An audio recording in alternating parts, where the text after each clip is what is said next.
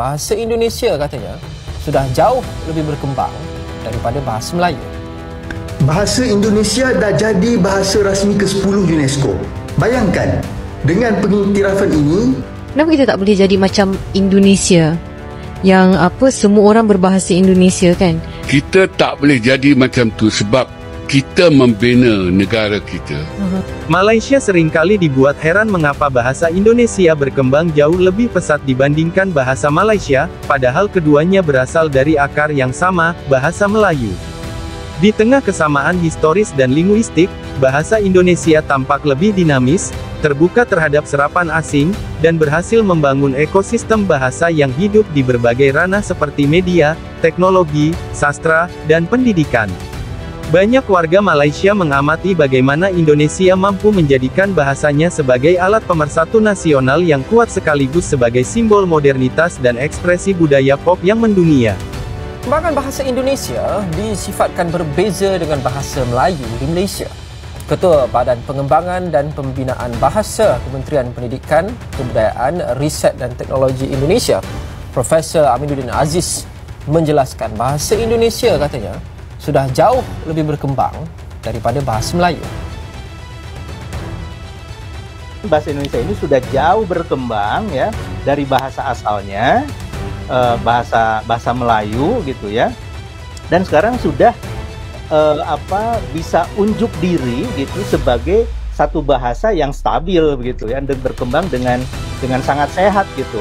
Nah, penuturnya sendiri gitu ya, itu sudah banyak sekali tentu saja bila dibandingkan dengan penutur bahasa Melayu yang menurut catatan riset dari etnolog misalnya ya, di bulan Desember 2021 etnolog ini menerbitkan laporan penutur bahasa Indonesia itu ada 199 juta.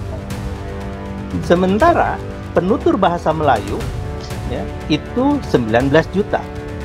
Ya. Jadi ini perbedaan yang sangat jauh. Kalau misalnya ada klaim, ya ada pernyataan bahasa Melayu digunakan oleh 300 juta orang. Ini tanda tanya besar. Melayu yang mana?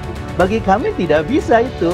Ini adalah bahasa Indonesia, ya, gitu. Yang mungkin penduduk Indonesia katakanlah 278 juta, katakanlah 220 jutanya atau 200 jutanya bertutur bahasa Indonesia.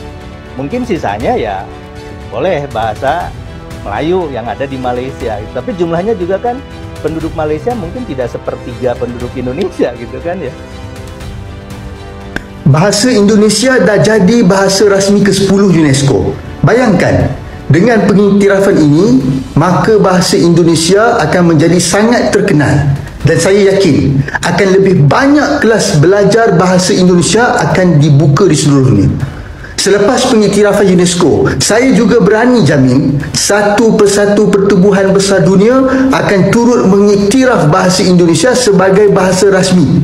Dan jangan terkejut kalau bahasa utama ASEAN nanti pun akan jadi bahasa Indonesia. Pada waktu itu, bahasa Melayu kita tak akan lagi dilihat dan perjuangan untuk mengangkat bahasa kebangsaan sebagai bahasa dunia tidak lagi akan berjaya. Sepatutnya kita teruskan usaha mantan Perdana Menteri kita dulu, Datuk Seri Ismail Sabri, yang nak jadikan bahasa Melayu sebagai bahasa ASEAN. Walaupun susah nak dibuat di peringkat ASEAN, boleh saja buat di peringkat lain. Namun malangnya, disebabkan kerajaan dan rakyat kita yang sangat tak patriotik ini, maka kita terus dalam kerugian yang amat. Ada satu perkara saya nak maklumkan pada kerajaan. Usaha kita nak memartabatkan kembali bahasa kebangsaan tidak akan lagi berjaya, terutamanya dalam era globalisasi ini, kerana sepatutnya pemerkasaan bahasa kebangsaan telah dibuat sejak 66 tahun dulu. Namun disebabkan Perdana Menteri pertama Tunku seorang yang berjiwa Inggeris dan tidak ada kemampuan mentadbir, maka 66 tahun kita sengsara dengan identiti negara bangsa. Bahasa Indonesia pula dah lama dijadikan bahasa kebangsaan dan digunakan secara menyeluruh di negara mereka sejak sebelum kita dapat kemerdekaan lagi. Syabas Indonesia, anda beruntung mempunyai seorang pemimpin dan kerajaan yang hebat dan luar biasa. Kenapa kita tak boleh jadi macam Indonesia yang semua orang berbahasa Indonesia kan? Kita tak boleh jadi macam tu sebab kita membina negara kita pada tahun 57 tu, apabila kita merdeka, dan juga semasa kita membentuk Malaysia tu, kita mengangkat dasar integrasi. Sedangkan Indonesia dan lain-lain di Asia Tenggara ni, kecuali kita saja, semuanya mengangkat asimilasi. Jadi dasarnya tak sama. Kalau asimilasi, maknanya mereka yang bukan asal, sebagai contoh orang Cina, tidak dibenarkan untuk terus hidup sebagai bukan asal. Kita dapat lihat di Indonesia kan, orang-orang Cina di sana, Cina itu kasar, jadi mereka ganti dengan istilah Tionghoa. Orang-orang Tionghoa di Indonesia memang fasih berbahasa Indonesia sebab dasar negaranya begitu, asimilasi, iaitu dan mereka juga atas kehendak perundangan perlu menukar nama.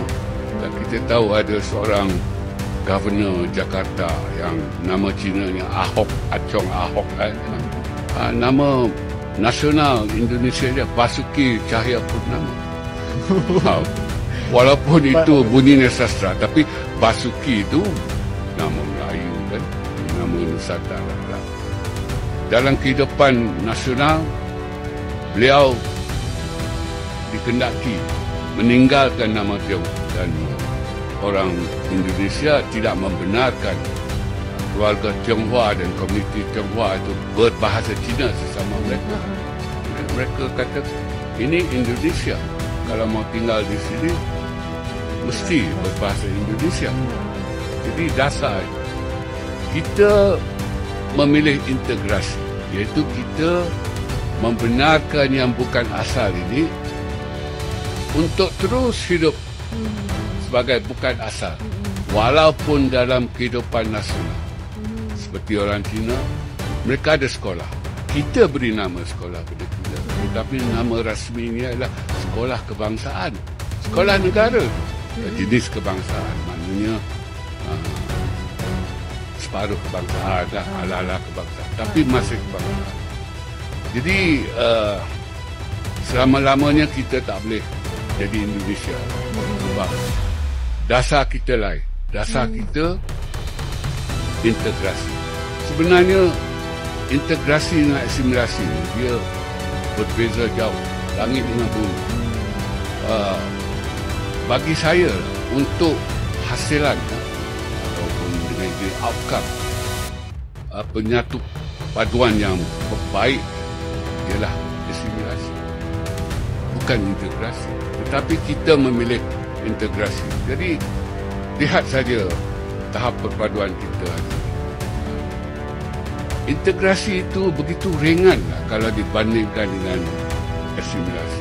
Tetapi dalam keadaan begitu ringan, kita dapat lihat warga negara bukan Melayu, contohnya Cina, masih belum bersedia, dah 67 tahun, beberapa keturunan belum bersedia untuk menerima struktur sosial Melayu, itu bahasa Melayu.